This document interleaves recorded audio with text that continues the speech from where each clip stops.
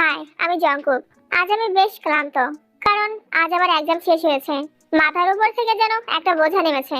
দেরি না করে রুমে শুয়ে পড়লাম। তারপর কখন যে ঘুমিয়ে গেছি তা মনে নেই। রাতের বেলা ঘুম ভাঙলো। তাড়াতাড়ি করে উঠে আম্মুকে খুঁজতে লাগলাম, কিন্তু হঠাৎ করেই মনে পড়লো মা তো নানুর বাসায় গেছে, আমি বাড়িতে একা।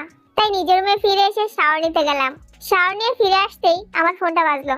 কলটা রিসিভ করতেই ওপাশ থেকে কেউ বলল, কিরে জঙ্কুক বেটা, কি করস? কিছু না, পরীক্ষা তো শেষ হয়ে গেছে গা, চল একটা ট্যুরে যাই। বাবা যেতে দিবে বলে মনে হয় না। আরে চিন্তা করিস না, তোর আব্বার লাগে আমি কথা কমুনে, তুই খালি কাপড় চোপড় রেডি করে রাখ। আচ্ছা। তারপর সুগা জঙ্কুকের বাবার সাথে কথা বলে রাজি করিয়ে একটা দিন ঠিক করে বেরিয়ে পড়লো। তারা প্রায় অনেকটা রাস্তা জার্নি করার পর একটা বাড়িতে এলো। বাড়িটা বিশাল বড়, তবে কেমন জানি ভুতুরে। এই জঙ্কুক, আয় আমরা থেকে যাইগা। এমন মনে হয় কোনো মানুষ থাকে না, জিন ভূত থাকে।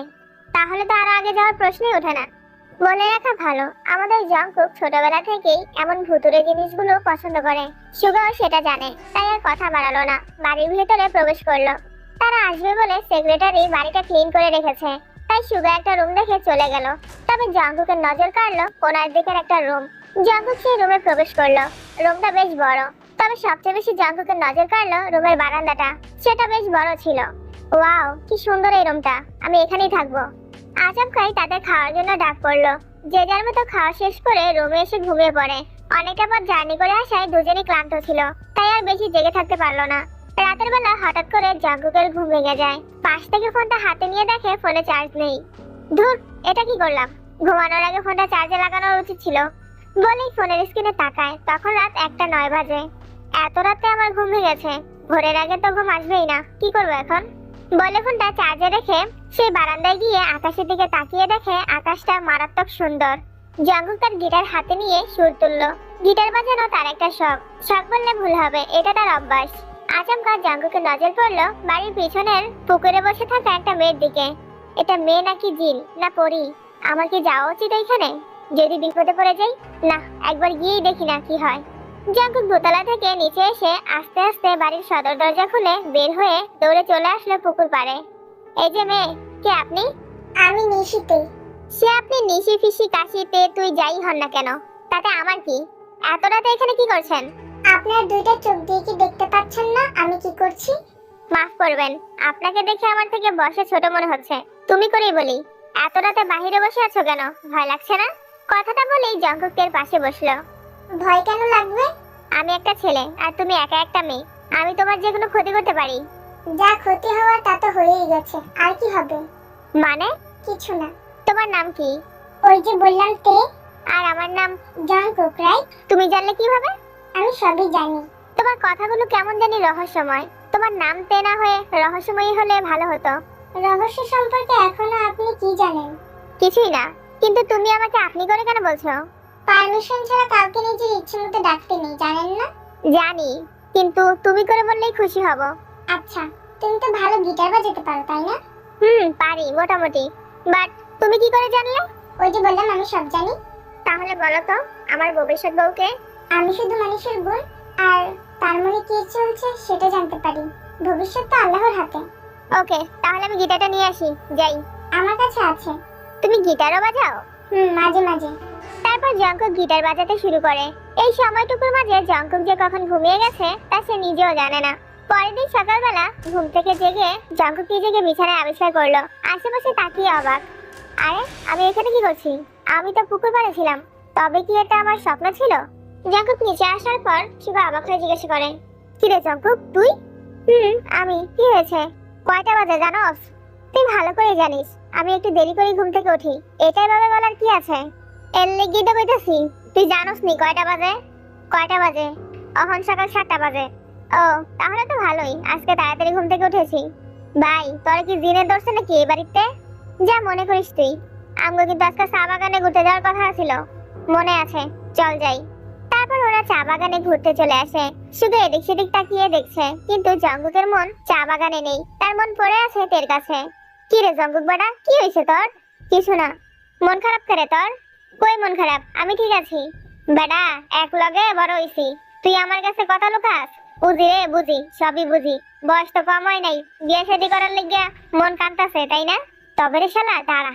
বলে জঙ্কুক সুগাকে একটা দৌড়ানি দেয়। রাতের বেলা জাঙ্কুক সেই পুকুরে বসে ভাবছে তে আজও আসবে কিনা। জাঙ্কুকের ভাবনাকে সত্যি করে কিছুক্ষণ পর তে এলো। যাক, অবশেষে তুমি এসেছো। হ্যাঁ, কিন্তু তুমি এখনো জেগে আছো কেন? তোমার জন্য। আমার জন্য তোমার জাগতে কি বলেছে? কেউ না, আমি এমনিতেই জেগে আছি। রাত জাগা ভালো না, জানো তো? জানি। আমরা জেনে শুনে নিষিদ্ধ কাজগুলো বেশি করি, তাই না? মানুষের তো নিষিদ্ধ জিনিসেই আগ্রহ বেশি। তুমি কিছু মনে না করলে একটা আবদার করতে চাই, রাখবে? বলেই দেখো রাখি কিনা। আমি তোমার কোলে মাথা রেখে শুতে চাই, অনুমতি দিবে? হ্যাঁ অবশ্যই, কেন না। তারপর জাঙ্কুক তের কোলে মাথা রেখে শুয়ে পড়ে। সেই রাতটা তের সাথেই থাকে। এভাবে কেটে গেল এক সপ্তাহ। আজ বাড়িতে সুগা নেই, তাই একা একা জাঙ্কুকের ভালো লাগছিল না। এই বাড়িতে এসেছি এক সপ্তাহ হয়ে গেছে, এখনো পর্যন্ত বাড়িটাই ঘুরে দেখলাম না। যাই, বাড়িটা একটু ঘুরে দেখি। জাঙ্কুক বাড়িটা ঘুরতে ঘুরতে দক্ষিণ পূর্বে একটা বড় রুম দেখতে পেল। রুমের দরজায় একটা বড় তালা লাগানো। বিষয়টা জাঙ্কুকের বেশ অদ্ভুত লাগলো। এখানে এত মোটা তালা লাগানো কেন? ভেবে তালাটা খোলার চেষ্টা করলো, তবে সে ব্যর্থ হলো, কারণ তালাটা অনেক মোটা ছিল। জাঙ্কুক যেহেতু ছোটবেলা থেকেই এরকম রহস্যময় জিনিসের প্রতি আগ্রহী, তাই সে তার সাথে সবসময় কিছু না কিছু জিনিস রাখে। সে তাড়াতাড়ি করে একটা হেয়ার ক্লিপ নিয়ে তালাটার মধ্যে ঢুকিয়ে তালাটা খোলার চেষ্টা করলো। কিছুক্ষণ পর তালাটা খুলে যায়। জাঙ্কুক কোনো দ্বিধাবোধ না করে ঘরের মধ্যে ঢুকে পড়ে। রুমটা ছিল অনেক বড়। রুম বললে ভুল হবে, এটা একটা বড় ঘরের মতো, যেটা এই বাড়ির দক্ষিণ পূর্ব দিকের 1/3 দখল করে আছে। জাঙ্কুক আশপাশটা ঘুরে দেখতে লাগলো। আচমকা তার নজর পড়লো একটা বড় ছবির উপর। ছবিটা দেখে জাঙ্কুক একটু অবাক হলো, কারণ ছবিতে একজন পুরুষ ও একজন মহিলার সাথে একটা যুবতী মেয়েও ছিল। মেয়েটাকে দেখতে জাঙ্কুক চিনে ফেলে, কারণ এটা আর কেউ না, মেয়েটা হচ্ছে তে। তবে পিছনের মহিলা ও পুরুষকে দেখে কিছুটা আন্দাজ করতে পারলো, হয়তোবা ওনারা তার বাবা মা। সে ছবিটার দিকে এগিয়ে গিয়ে ছবিটাতে হাত দিতেই অনেক পুরনো ছবি হওয়ার কারণে ছবিটা কাঁপতে শুরু করে এবং ছবিটার নিচ থেকে একটা বই জাতীয় কিছু পড়ে। এটা তো একটা ডায়েরি, পড়ে দেখি এর মধ্যে কি আছে বলে ডায়েরিটা খুললো জাঙ্কুক। ডায়েরির মধ্যে লেখা ছিল, হ্যাঁ আমি তে। আজ 2014 সালের 25শে জুন। ডায়েরি লিখতে আমি ভীষণ ভালোবাসি। এখন পর্যন্ত আমার প্রায় 25টা ডায়েরি লেখা হয়েছে, তবে সেগুলো মা পুড়িয়ে ফেলেছে। আমি একটা 16 বছরের মেয়ে। আমার মা বাবা দুজনেই আমাকে অনেক বেশি ভালোবাসে। আজকে আমি ভীষণ খুশি, কেননা আজকে আমার একজন বিদেশি আঙ্কেল ও তার ছেলে আসবে। দরজায় কে যেন নক করছে, আমাকে যেতে হবে।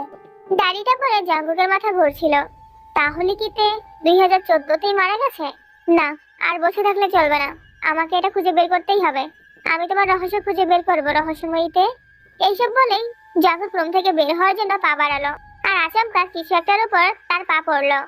আহ, কি এটা? পাটা বোধহয় শেষ আমার। বলেই জাঙ্কুক তার পায়ের দিকে দৃষ্টি নিক্ষেপ করে দেখে এটা একটা নুপুর।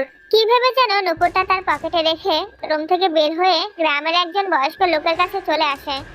আপনাকে দেখে আমার দাদার বয়সী মনে হচ্ছে, তাই আপনাকে দাদাই বলি। কে বাবা তুমি? কোথায় থাকো আর কি বলতে চাও বলো? আমি জাঙ্কুক, আপনাদের গ্রামের পুরনো জমিদার বাড়িতে এসেছি আমার বন্ধুর সাথে। এক কথায় বলতে পারেন বাড়িটা আমাদের হোটেলের সার্ভিস দিচ্ছে। সত্যি করে বলো, তুমি কি মানুষ নাকি জিন? তুমি এখন কিভাবে বেঁচে আছো? আমি একজন রক্তে মাংসে তৈরি জীবিত মানুষ, আর আপনি এসব কি বলছেন? আমি বেঁচে আছি মানে কি? তুমি কি সত্যি ওকে দেখোনি? আপনি কার কথা বলছেন? আমি নিশিতের কথা বলছি। উনি কেমনে জানলেন তোর কথা? এই নিশিতে আবার কে? বাবা, তুমি আমার সাথে মজা করছো? সত্যি তুমি নিশিতেকে দেখোনি? আরে মিয়া, আপনি কি আমার বিয়ে লাগেন? আমি আপনার সাথে কেন মজা করব? আমি দেখি নাই মানে দেখি নাই। বলেন, এটা আবার কে? আচ্ছা ঠিক আছে, আমি বলছি। নিশিতে হলো একজন নিশি। ও কি আত্মা নাকি জিন না ভূত? ও আত্মা জিন ভূত কিছুই না, ও হলো একজন নিশি। আপনি আমাকে নিশিতের সম্পর্কে কিছু বলতে পারবেন? তাহলে শোনো, নিশিতে ছিল ওই জমিদার বাড়ির সুবিন জমিদারের একমাত্র মেয়ে। মেয়েটা অনেক ভালো ছিল। তে ওর বাবা মাকে অনেক ভালোবাসতো। বংশ পরম্পরায় জমিদার হওয়ায় ওদের কোনো ধন সম্পদের অভাব ছিল না। কিন্তু একদিন ওর একজন বিদেশি চাচা ওর বাবাকে বলেছিল যে তাদের নামে সবকিছু লিখে দিতে, কিন্তু তের বাবা রাজি হয়নি। এতে তারা প্রচন্ড রেগে যায় এবং একদিন রাতের বেলা সেই জমিদার সুবিন ও তার স্ত্রী ইউনজনকে নির্মমভাবে মেরে ফেলে। সবচেয়ে কষ্টদায়ক ব্যাপার হলো তের বাবা মাকে তারই সামনে মারা হয়। 16 বছরের মেয়ের কাছে এগুলো কোনো সাধারণ ব্যাপার না। তে দেখতে ছিল অতীব সুন্দরী, তাই তোর সেই বিদেশি চাচার একমাত্র ছেলে তাকে নিজের ঘরে পেতে চেয়েছিল। তবে সেটা বিয়ের বন্ধনে হলে একটা কথা ছিল, সে তাকে কুপ্রস্তাব দিয়েছিল। তে রাজি হয়নি, ফলে সে রেগে জোর জবরদস্তি করে তাকে বিষ খাওয়ায়। মেয়েটা বিষ খাওয়ার পর চিৎকার করেছিল একটু গ্রামের মানুষের থেকে সাহায্য পাওয়ার জন্য, কিন্তু না, কেউ আসেনি সেদিন। অবশেষে তে মারা যায়। এরপর সেই বাড়িতে তার লাশও খুঁজে পাওয়া যায়নি। কিছুদিন কেটে যাওয়ার পর একদিন তার সে বিদেশি চাচা ও চাচাতো ভাইকে ঘাড় মাটকানো অবস্থায় এই জমিদার বাড়ির পুকুরের পশ্চিম পাশে হিজল গাছের নিচে পাওয়া যায়। তারা পাপ করেছিল, তাই তারা শাস্তি পেয়েছে। এতে নিশিতাকে ভয় পাওয়ার কি আছে? ব্যাপারটা অতটুকু পর্যন্ত সীমাবদ্ধ থাকলে একটা কথা ছিল। তারপর ওই বাড়িতে যারাই গিয়েছে কখনো জীবিত ফিরে আসেনি। অনেককে ঘাড় মাটকানো অবস্থায় সেই জমিদার বাড়ির সামনে পাওয়া গেছে। ও আচ্ছা, বুঝতে পেরেছি। এর জন্যই তোমাকে বললাম তুমি এখনো জীবিত আছো কিভাবে। সত্যি তুমি খুব ভাগ্যবান ও স্পেশাল একজন, যে কিনা নিশিতের দৃষ্টি হতে রক্ষা পেয়েছো। কেন, নিশিতে কি আমাকে দেখলে ঘাড় মটকে ফেলতো? শোনো বাবা, রাতের বেলা জমিদার বাড়ির পুকুর ঘাটে কাউকে বসে থাকতে দেখলে কিংবা কোনো মহামান্বিত সুর শুনলে কখনো বাইরে যেও না, তাহলে কিন্তু তুমি বেঁচে ফিরতে পারবে না ঘরে। বলার জন্য ধন্যবাদ, আজ আমি যাই। যাও, আর সাবধানে থেকো। জঙ্কুক বাড়িতে আসার পর সুগা বলল, জঙ্কুক আমরা এনে আইছি 1 সপ্তাহ বেশি হয়ে গেছে। বাইর যাবি না? হ্যাঁ যাবো তো। এই সত্যি করে কত, তোর কি হয়েছে? আমার আবার কি হবে? আমি সুগা বেটা, কোনো বলদ গরু না, সবই বুঝি। কিন্তু বুঝতে পারলে আবার জিজ্ঞাসা করিস কেন? তোর মুখ থেকে সত্যি কথা শোনার লেগে জিজ্ঞেসি। কি হয়েছে? আচ্ছা শোন তাহলে, আমার নিশিতের সাথে পরিচয় হয়েছে। আর নিশিতে হচ্ছে dot dot dot dot dot. Allah রে আল্লাহ, জঙ্কুক তুই কি মানুষ না? মানে তোর এত রুচির দুর্ভিক্ষ লাগছে কেমনে? শেষ পর্যন্ত তুই একটা মানুষ রাইকা পেতনির প্রেমে পড়তে গেলি। ও মোটেও পেতনি না, ও হলো নিশিতে। জানি ভাই, প্রেমে পড়লে মানুষের খারাপ হয়ে ভালো লাগে। তোর এখানে ভালো না লাগলে চলে যেতে পারিস। হ, আমি যাবো গই। তোর পেতনির লাগে ফ্যামিলি দেখানোর লেগে বয়ে থাকতাম না। মলে তুই একলাই মর। বলে সুগা সেখান থেকে চলে যায়। দেখতে দেখতে রাত হয়ে গেল। আজও জঙ্কুক আগে গিয়ে পুকুর ঘাটে বসে আছে। দিনটা ছিল পূর্ণিমার 2 দিন আগে। আচমকাই তার নাকে একটা পরিচিত গান ভেসে এলো। তুমি চলে এসেছো? কিন্তু সাহেব, আজকে যে তুমি আগে চলে আসলে। আমি কি আমার রহস্যময় এর জন্য অপেক্ষা করতে পারি না? পারো। আজকে তোমার জন্য আমি কিছু এনেছি। বলো তো সেটা কি? আমি সেটা বলতে পারবো না। কেন? তুমি না সব বুঝতে পারো, তবে এটা কেন পারবে না? তুমি একটা জিনিস আমার জন্য ভালোবেসে এনেছো, আমি কেন সেটা নিজের শক্তির মাধ্যমে জানতে যাব? তুমি আমাকে দাও। জঙ্কুক তার পেছন থেকে একটা বেলে ফুলের গাজরা এনে তার মাথায় আলতো করে পরিয়ে দিল। পছন্দ হয়েছে? অনেক। তুমি জানো জঙ্কুক, এই বেলি ফুল অনেক বেশি পছন্দের ছিল আমার। এমনিতে বেলে ফুল আমার পছন্দ, তাই আমি তোমার জন্য এনেছি। ধন্যবাদ। আচ্ছা জঙ্কুক, তুমি আমার সত্যটা জানার পরে কি আমার সাথে থাকবে? তুমি যে একটা নিশি, এই সত্যের কথা বলছো? আর একটা সত্য আছে। কি সেটা? আমি জানি আজকে তুমি একজন বৃদ্ধ চাচার কাছে গিয়েছিলে। সে তোমাকে আমার সম্পর্কে অনেক কিছু বলেছে, তবে এটা বলেনি কেন আমি গ্রামের মানুষকে মেরে ফেলি। আমি ভেবেছিলাম তাকে জিজ্ঞাসা করব, তবে তুমি বললেই ভালো হবে। তুমি জানো জঙ্কুক, যেদিন আমাকে বাড়িতে জোর জবরদস্তি করে বিষ খাওয়ানো হয়, সেদিন আমি মৃত্যুর পূর্বে 1 ফোঁটা পানি চেয়েছিলাম। কেউ আমাকে পানি দেয়নি। আমি মৃত্যুর আগ পর্যন্ত চিৎকার করেছিলাম। সেখানে গ্রামে অনেক মানুষ ছিল, আমাকে কেউ বাঁচায়নি। এমনকি আমি মরার পর আমার লাশের জানাজার ব্যবস্থাও করেনি।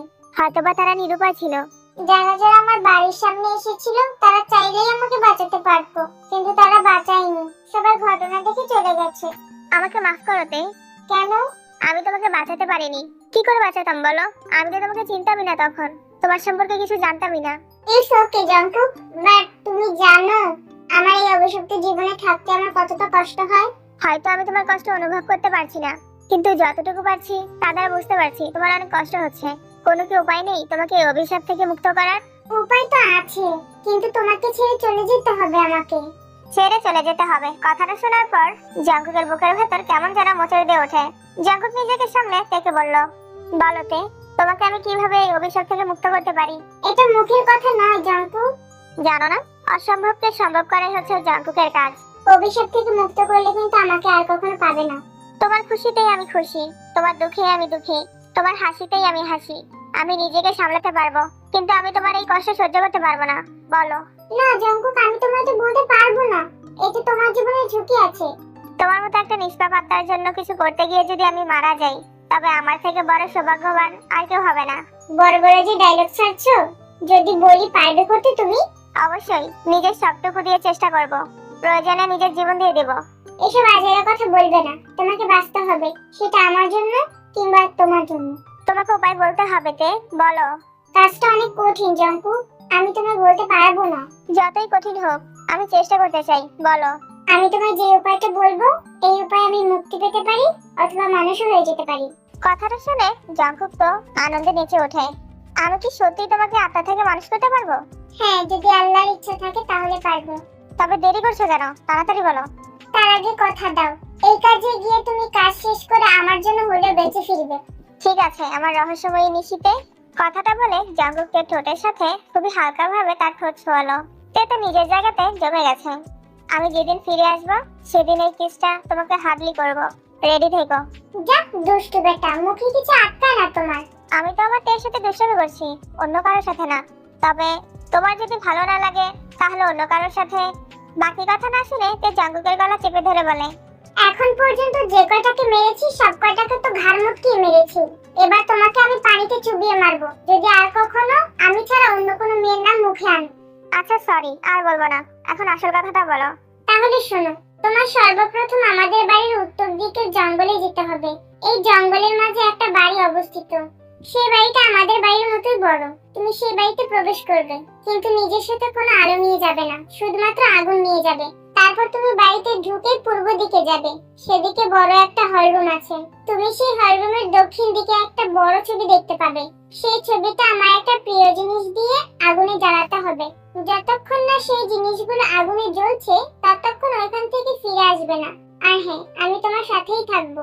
এতে আমার মুক্তি মিলতে পারে কিংবা মানুষ হতে পারি, কিন্তু এখন চিন্তার ব্যাপার হলো আমার তো কোনো প্রিয় জিনিসই নেই। জঙ্গক তার পকেট থেকে সেই নুপুরটা বের করে তের দিকে এগিয়ে দেয়। তুমি এটা কোথায় পেলে জাঙ্কু? তোমাদের বাড়িতে। এটা আমার প্রিয় জিনিসগুলোর মধ্যে একটা। আচ্ছা, এটার মধ্যে এরকম অদ্ভুত ডিজাইন কেন? এটা অদ্ভুত ডিজাইন না, এটা হলো কলকা ডিজাইন। ও আচ্ছা, কিন্তু এই নুপুরগুলো কেন এত পুরনো লাগছে? সত্যি কথা বলতে এগুলো আমার নুপুর না, এগুলো আমাদের বংশ পরম্পরায় আমাদেরকে আমাদের দাদিরা দিত। মানে? মানে হলো আমার দাদিকে তার দাদি এই নুপুরগুলো দিয়েছিল, আর তিনি আবার আমায় দিয়েছেন। তবে আমি আমার নাতনিকে দেওয়ার আগে পৃথিবী থেকে বিদায় হয়ে গেলাম। চিন্তা করো না, তোমার কাজটা হয়ে গেলে তোমাকে দাদি বানানোর ব্যবস্থা আমি করে দিব। যাক দুষ্টু বেটা, কি সব বলো? দুষ্টামি কথাই করলাম, যা সত্যি তাই তো বললাম। আচ্ছা বাদ দাও এসব কথা। আমাকে এই কাজটা কবে করতে হবে?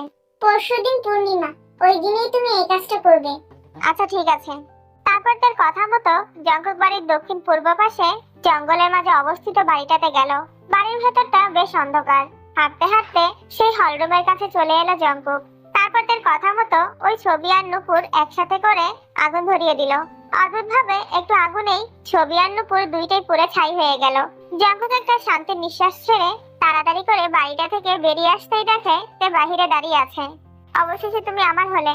তোমায় ধন্যবাদ জাঙ্কু, আমাকে এই অভিশাপ থেকে মুক্ত করার জন্য। তুমি নিজের অজান্তেই আমাকে মুক্তি করে দিয়েছো। না তে, এটা হতে পারে না। আমি তোমাকে ছাড়া বাঁচবো না। বাঁচানো আল্লাহর হাতে। এখানে আমি তো একটা মরিচিকা মাত্র। হয়তোবা সৃষ্টিকর্তার ইচ্ছা নেই তোমার আমার মিলন করানো, তাই আমাদের মিলন হলো না। না তে, এটা হতে পারে না। তুমি আমাকে ছেড়ে চলে যেতে পারো না। ততক্ষণে আস্তে আস্তে কোথা থেকে যেন শত শত কুয়াশা আসতে শুরু করে, আর তে সেই কুয়াশার মাঝে হারিয়ে যায়। তে প্লিজ, তুমি ফিরে এসো। আমি তোমাকে ছাড়া বাঁচবো না। আচমকা পেছন থেকে কেউ তাকে জাপটে ধরে। জঙ্গক নিজের শরীরে গরম অনুভব করে পিছনে ফিরে তাকাতেই দেখে অনাকাঙ্ক্ষিত ব্যক্তি সুগা। সুগা, তুই যাসনি? আরে বাড়া, তুই আমার এতগুলো বছরে এইটুকু চিনলি? কেমনে ভাবলি আমি তোরে ফেলাইয়া যামুগা? মনে নাই ছোটবেলায় তোরে কথা দিছিলাম, বাঁচলে এক লগে বাঁচমু আর মরলে এক লগে মরমু। সুগা, তে চলে গেছে। ওর তো যাওয়ানি আছিল জঙ্গক। ওর লেগা পাগলামি করিস না। ওই ছিল একটা আত্মা, মুক্তি পাইছে গেছে গা। জঙ্গক আর কিছু বলতে পারলো না, ধপাস করে মাটিতে পড়ে গেল। এরপর চোখ খুলে নিজেকে আবিষ্কার করলো হসপিটালের বেডে। আমি এখানে কেন? তোরা আমি আনছি কেন? বাঁচতে কেন দিলি আমাকে? মরে যেতে দিতি, আমি মরে যেতাম। এই হাত দেখছস? এটা দিয়ে একটা থাপ্পড় মাইরা তোর 32টা দাঁতের কাবা উড়াই দেবো। হাল্লার নাতি, একটা পেতনির লেগে বলে মরে দেবো গা। বন্ডামি মারা আমার লাগে বন্ডামি। হঠাৎই সুগার ফোনে কল আসে। অদ্ভুত ব্যাপার বাবু, তুমি আর জঙ্কুক মিলে ঘুরতে গিয়েছো 1 সপ্তাহের কথা বলো, অথচ 2 সপ্তাহ হয়ে গেল এখনো বাড়িতে আসছো না কেন? শোনো বাবু, যেখানেই থাকো না কেন জঙ্কুককে নিয়ে তাড়াতাড়ি বাড়িতে চলে আসো। আজকে তোমার জন্য মেয়ে দেখতে যাব। সেলিনার হাত থেকে জিন ফোনটা নিয়ে বলে, হ্যালো সুগা বাবা, জঙ্গক কই রে? আন্টি, জঙ্গক তো গাছের মধ্যে পানি দিতেছে। ও আচ্ছা ঠিক আছে, তোমরা তাড়াতাড়ি বাড়িতে চলে এসো। আচ্ছা। তে আর কত সাজাবি? কোমরটা ভেঙে গেল আমার, আমি আর সাজবো না। আরে জিমি চুপ কর তো, আমিই তো সাজিয়ে দিচ্ছি। তোর তো কষ্ট করে সাজতে হচ্ছে না। আমার বেশি সাজতে ভালো লাগে না। নে শেষ তোকে সাজানো, দেখ কেমন লাগছে। ভালোই। ও মাই লিটল গার্লস, তোমরা এখন পর্যন্ত মেকআপই করছো, ওদিকে বয়েজ টিম আমাদের জন্য ওয়েট করছে, তাড়াতাড়ি নিচে আসো। এরপর তে জীবনকে নিয়ে নিচে আসে। এখানে পাখি কোনটা? দুজনেই তো সুন্দরী। অদ্ভুত ব্যাপার, যেহেতু দুজনেই সুন্দরী তাহলে একজনকে জাঙ্কুক আর একজনকে সুগার জন্য নেওয়া উচিত। মেয়েদেরকে আমাদের পছন্দ হয়েছে, আমরা আমাদের দুই ছেলের জন্য আপনার দুই মেয়েকে নিতে চাই। রাজি আছেন আপনারা? আরে জিনু ডার্লিং, এতে রাজির কি আছে? আপনি রাজি থাকলেই হয়। তাহলে ডেকে নিয়ে আসবো কাজী, বিয়ে করে ফেলবো আপনাকে আজই। না মানে আপনার ছেলেদেরকে বিয়ে করিয়ে দিব আজই। ধুর কিসব বলি, বিয়ে দিয়ে ফেলবো আমার মেয়েদেরকে আজই। ভাই মজা করেন ভালো কথা, কিন্তু এমন মজা দ্বিতীয়বার করবেন না, পরে আমার এই ফুলের মতো চরিত্রে কলঙ্কের দাগ লেগে যাবে। ওই বুড়ি করে বুড়ি আরেকটি ডাইনি রাক্ষসনি, এসে তো কম খাসনি। এ ক্যারেক্টারলেস জেহান, তুমি তোমার মাউথটাকে স্টপ করে রাখো। অদ্ভুত ব্যাপার, আমরা এখানে মেয়ে দেখতে এসেছি, ঝগড়া করতে না। আপনারা শুনুন, আমি আমার ছেলের জন্য আপনার বড় মেয়েকে নিতে চাই। তাহলে আমি আপনার ছোট মেয়েকে নিব। বাহ বুড়ি বেটি বাহ, আমাকে না জিজ্ঞেস করে আমার ছেলেকে বিয়ে করাচ্ছিস। আমি তো এই যে হোপের মেয়ের সাথে জীবনে আমার ছেলের বিয়ে দিব না। তুমি আসলে কখন আর কিভাবে এসেছো? যখন তোরা বের হয়েছিস তখনই আমি তোদের গাড়ির পিছনে উঠে পড়েছি। দুলা ভাই, যে হোক খারাপ বলে কি ওর মেয়েরাও কি খারাপ হবে? যে হোপের মেয়েগুলো অনেক সুন্দরী, ছেলের বউ হিসেবে আপনার পছন্দ হবে। হ্যাঁ আফসোস, এই যে সেলিনা, তুমি কি ইনডাইরেক্টলি আমার ক্যারেক্টারাইজ বলছো? আমি কিন্তু অমন না। ব্যাপারটা মাছ ভেজে রেখেছো, কিন্তু আমি তো উল্টে খেতে পারি না, এমন হয়ে গেল না? ওই বুড়ি করে বুড়ি, এই যে হপ, তুমি তোমার মুখটা বন্ধ করো বলছি। ওনারা আমার গেস্ট, ভুলে যাচ্ছ কেন? এরকম আচরণ করো না, পরে ওনারা আমাদের মেয়েকে ওনাদের ছেলের সাথে বিয়ে করাবেন না। ইয়ঙ্গি ডার্লিং, তুমি একদম ঠিক বলেছো, এই বুড়িকে বিশ্বাস নেই, মত পাল্টে ফেলতে পারে। এই যে নামু, মেয়েদেরকে দেখতে কেমন লাগলো কিছু বললে না তো? মাশাআল্লাহ, দুইজনেই সুন্দরী, কিন্তু কোনটা আমাদের বৌমা? ডান পাশেরটা। যাক, তোমার ছেলের পছন্দ হবে, আমি বিয়েতে রাজি। তারপর বিয়ের কথা ফাইনাল করে শুভ ও জঙ্কুককে আলাদাভাবে তাদের হবু বউদের সাথে কথা বলার জন্য সুযোগ দেওয়া হলো। তোমার নাম কি? বিয়ে করতে এসেছিস আর আমার নাম জেনে আসিসনি শয়তান বিলাই? নিব্বির করে নিব্বি, বালা করে কথা কইলে কি তার মুখের মধ্যে ঠেটা পড়ে? না ঠেটা পড়বো কোনটা? ইউ ইবিডেবি শয়তান বিলাই, কি বললি তুই? এনেঠা না, তোকে মারা যাবে না, পরে দেখা যাবে তুই আমাকে বিয়ে করবি না। আগে বিয়ে হোক, তারপর তোর জাউরামি মেরে মেরে বের করব। এখন চলো দেখে আসি তেকু কি করছে। এতক্ষণের মধ্যে একবারের জন্য জঙ্কুক তের দিকে তাকায়নি, ইভেন আসার পরেও না। তবে চিরচেনা সুবাসটা তার নাকে লাগছে।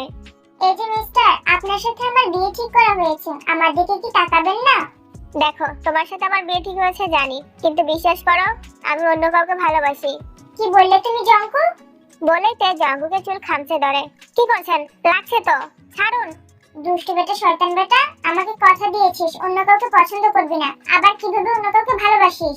জঙ্কুক এবার মাথা উঁচু করে মেয়েটার দিকে তাকাতেই জঙ্কুক একদম স্তব্ধ হয়ে গেল, কারণ এটা আর অন্য কেউ না, এটা হচ্ছে তার ভালোবাসার তে। তে, তুমি? আমি। তোমার তো মুক্তি হয়ে গিয়েছিল, কিভাবে ফিরে এলে? সে অনেক কথা, তোমাকে বলা যাবে না। আচ্ছা ঠিক আছে, আমি জানতেও চাই না। তুমি মানুষ হয়ে ফিরে এসেছো, এতেই আমি খুশি। তোমার বলা হয়নি জঙ্কু, আমি তোমাকে অনেক বেশি ভালোবাসি। আমি কথায় না কাজে বিশ্বাসী। শুরু হয়ে গেছে যাওরামি শয়তান বেটা। এরপর তেকুক আর ইয়নমিনের বিয়ে হয়ে যায়।